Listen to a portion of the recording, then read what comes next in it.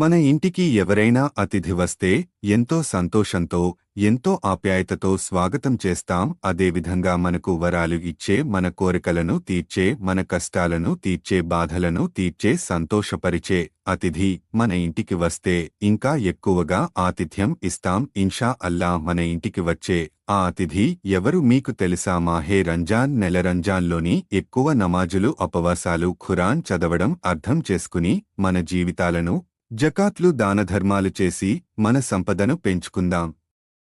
రంజాన్ నెలను ఇస్లాంలో అత్యంత పవిత్రమైన నెలగా పరిగణిస్తారు. ఇది కేవలం ఉపవాసం ఉండడం మాత్రమే కాకుండా ఆత్మశుద్ధి, నమాజ్ ప్రార్థన చేయడానికి, ఖురాన్ అధ్యయనం చేయడానికి, ఖురాన్ అధ్యయనం ద్వారా మనం రుజుమార్గంలో నడవడానికి మరియు పేదల మీద ఎక్కువ దాతృత్వ భావనతో మెలగడానికి, నిరుపేదలకు ప్రాముఖ్యత ఇవ్వడానికి, ఎక్కువ దానధర్మాలు, జకాత్లు ఇవ్వడానికి ఖురాన్ షరీఫ్ ఈ పవిత్ర నెలలోనే అవతరించింది.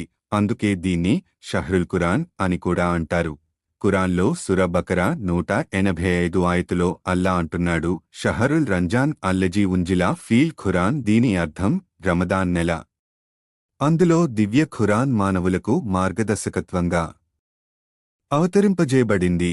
రంజాన్ క్షమాపణల మాసం. మీ పాపాలను తుడిచి వేయడానికి, క్షమాపణ కోరడానికి మరియు అల్లా వైపు తిరగడానికి ఇది ఒక అద్భుతమైన అవకాశం. ఈ నెలలో నరక ద్వారాలు మూసివేయబడతాయి, స్వర్గద్వారాలు తెరవబడతాయి, శైతానులను బంధించబడతాయి మరియు రంజాన్లో అల్లా యొక్క క్షమాపణకై ఎదురు చూసేవారికి ఇది 30 రోజుల పరిమిత ఆఫర్. అల్లా వైపు తిరగడానికి పిలుస్తూ ఉన్నాడు.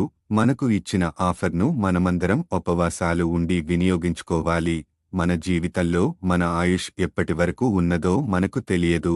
మరొక రంజాన్ మన జీవితంలో వస్తుందో లేదో తెలియదు. ఈ పవిత్రమైన మాసాన్ని వినియోగించుకుందాం. మన పాపాలకు క్షమాపణ వేడుకుందాం.